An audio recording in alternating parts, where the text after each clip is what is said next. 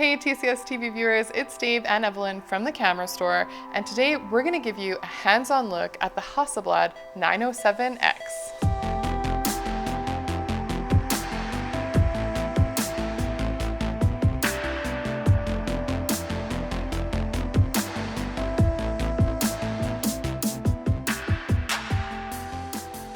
The Hasselblad 907x is a unique camera. I mean, right off the bat, this thing is gorgeous. I love the aesthetics of this camera, but it's a very small size for a medium format camera. However, it is very modular.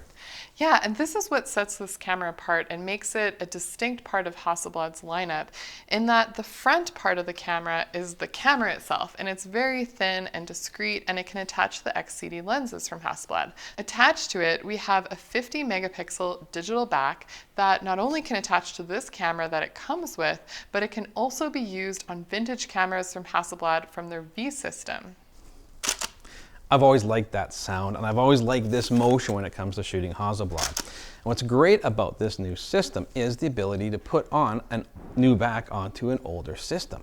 This is the CFV II 50C back that I've been able to seamlessly put onto an older camera. This is a 500 cm camera from Hasselblad.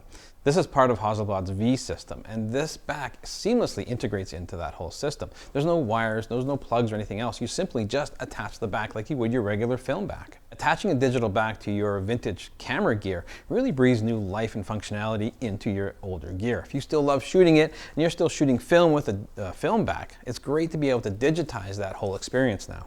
I can shoot it just like I was shooting film. I look through the viewfinder, make my adjustments, and pop the shutter.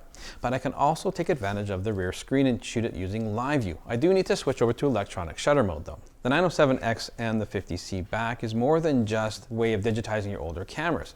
You kind of have the best of both worlds. I can digitize my old film cameras that I've loved for years, but I can also use the latest and greatest from Hasselblad with all their new technology. At the heart of the digital back is a non-stabilized 50 megapixel sensor. Now the size of the sensor is actually 44 by 33 millimeters, and it gives you a 4:3 aspect ratio. You do have the option to add on sort of these digital masks, so you can shoot more of the square format if you prefer, or other aspect ratios. And with this sensor, it's a sensor that we've seen before in other Hasselblad cameras, including the X1D, the X1D II, and a few other cameras on the market with a similar resolution. And it has 14 stops of dynamic range. And we find that the Hasselblad image files have a beautiful tonal quality to them. The colors are beautiful, they do excellently with skin tones, and we find that they just have this clarity and magic to it that the medium format sensors offer. The digital back also utilizes a contrast detection autofocus system. And this is one area where the camera doesn't quite meet up with a lot of the standards of digital cameras today. It's a little bit slower, it's kind of noisy, it doesn't have facial detection, it doesn't have the bells and whistles that we expect from a lot of other digital cameras. But I can honestly say that the experience of manually focusing with this camera is more pleasurable, and I'd almost go in that direction myself when I'm using this camera, just because I like the feel of it better. You can do things like you can double tap on the screen to do punch-in focus, or you're also able to use peaking. You can't adjust the level of peaking, but it does give you some tools in order to help you when you're doing your manual focusing. I'm going to spend a lot of time talking about the physical prowess of this camera because I think it's what the series is all about. It's such a unique looking design and it's absolutely stunning. We have the leatherette and the chrome detailing making this look and feel like a luxury camera. The weight of it feels substantial in your hand, and it really does bring you back to the old days of the V system series, and I like how everything feels. On the camera itself, on the 907x, there's not a lot to it. It's very thin, but there's three major components. So the first one, of course, is the shutter button, and it's in the same position that if you used a V system camera, you'll be very familiar with. Around it, we have a control ring, and it's a singular control ring on this camera, but this basically gives you the ability to adjust your aperture or your shutter by pressing the one other button that's on the camera itself, which gives you the ability to switch between your shutter and your aperture, or you can shift between a program mode as well. On the rear of the digital back, this is where most of the magic happens. We have some more control buttons, which I'll get into, but the biggest thing is this 3.2-inch LCD screen. And this is cool because I really like that you can tilt it in two distinct positions. So we have it flat on the back of the camera, and then you can tilt it to 45 degrees as well as 90 degrees. So you can look down in it like a top-down camera, which I think is really cool. And at first, when I picked up the camera, I thought you could only tilt it up to 45 degrees because it kind of has a stopping point, but that's good because you're able to actually tap on the screen quite firmly and not worry about it being flimsy and flapping back down to the back of the camera. And then of course you can tilt it back up into the 90-degree position and it's quite firm in that spot as well. There's also a lot of intuitive controls on the LCD screen itself. And so it's a touch screen. I'm finding it to be fairly responsive, and the interface on this camera is incredible. I love how Hasselblad has done it. They have a lot of big icons. It's easy to find everything, extremely intuitive. And this is one area of technology that Hasselblad has absolutely nailed.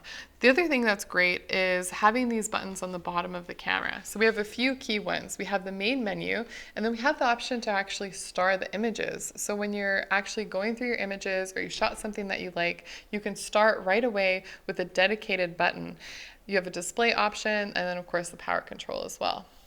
You might be wondering if this camera is weather sealed, and because of the nature of it being a modular system, there's very minimal weather sealing with this camera. And of course, the scariest point is actually attaching the digital back to the camera itself, because you're leaving it wide open. So you definitely have to be careful when you're in any kind of weather or if you're in a dusty environment. But otherwise, the build of this camera is beautiful. It feels really nice, and it definitely has that luxury feel to it. Where the battery door is and the memory cards is a nice sturdy door, and I like the feel of it. And when you open it up, it exposes two UHS 2 SD memory card slots. Also behind this large door is the battery. It's a fairly large battery for mirrorless cameras, but this camera does seem to be quite demanding on battery power. Obviously, using this LCD screen to do most of your controls, as well as seeing that live view image, can take quite a bit of power. And one thing I noticed is that the side of the camera actually got a bit warm while I was shooting. We also like that they've included a USB-C port that's covered with this little door. It's kind of a tight opening, so you just have to make sure that whatever cable you're using is going to fit in that door so you don't have any surprises. But we like that it has the USB-C for charging as well as for tethering the camera. And of course, you have to use the Focus software. It has a lot of connectivity with Apple products. Neatly tucked at the bottom of the camera is this discrete little panel where you're going to find some of the other inputs. And so one of them is actually a microphone input for doing video, but it can also work as your remote control input. It's a 3.5mm jack. We also have a headphone jack, and then we have some flash in and outputs, and then there's an ELX input, and so that you can use winder cameras that'll give you the ability to actually fire those cameras using the tether software. And so this gives you a lot of flexibility, and I just love how they have this so discreetly packed underneath this flap, and so it keeps this minimalist, classic look to it while still giving you a lot of flexibility. Besides this camera being absolutely stunning in terms of the design and the Swedish modularity of it, being able to adapt older cameras and using that digital back to create an awesome imaging creation tool, this also has some interesting video specs. It does shoot 2.7K and 4208-bit, which is unique, and you can plug headphones and a microphone into it as well. So it's kind of a testament to Hasselblad for even incorporating it to that level. I think it's a very cool addition to this camera. I'm certainly welcome to it. I've really enjoyed using this camera, and it's a very simplistic approach to how it operates. Very stripped down, shutter speed, aperture, ISO, and focus, and away you go. And there's not much more to it than that. I really appreciate that with this camera. Now, something I did find I was missing, especially shooting any kind of landscape, was a live histogram. Yeah, and of course this is a completely different experience. It's so minimalist, and if you're someone that's missing some additional controls or even a viewfinder, there are some accessories that you can get for this camera. So there's an optical viewfinder you can add that's very simplistic. It has just an optical light path, but it does give you frame lines so you know how to frame up your shot depending on what lens you're using. And there's also an additional control grip that you can add to it as well. It gives you more controls as well as sort of an extra grip so that you can turn the camera on its rotation and do some portrait orientation images using that grip. I prefer to hang on to this camera without the viewfinder on it or the handle. I like to keep it nice and small. And even though there's not any particular way of hanging on to this camera, you figure out what feels comfortable for you. And it's kind of unique in that way. But it does make the most sense if you have the existing system. If you're already running the V series already, great, let's build this into our system. But yeah, it gives you that true experience of having the modularity to it, the Swedish system, and I think it's absolutely amazing that the digital back can so seamlessly connect with that equipment that's like 60 years old, and you don't need any cables or adapters or anything like that. It just clicks right in and works. And so that's really cool. It is great. Now it is Hasselblad, and comes at a premium price. Yes. And so it's, some people, is this a really cool toy to play with, right? Or is this a really serious tool? And I think you kind of have to answer that question yourself if you already have your existing system. Yeah, and of course, if you want to go back to the feeling of having more of a grip, and you want to have weather sealing, and you want to have more controls, then there's cameras like the Hasselblad X1D Mark II 50C. You still get that medium format sensor. You get all of the technology that's similar from Hasselblad, but not in this modular experience. But of course, we want to know, what do you guys think? What do you think of this form factor, the experience? Are you someone that owns anything from the V system? Let us know in the comments below. Make sure you follow us on Instagram. And if you're new to the channel, please subscribe and hit the notification bell so we can catch you again very soon.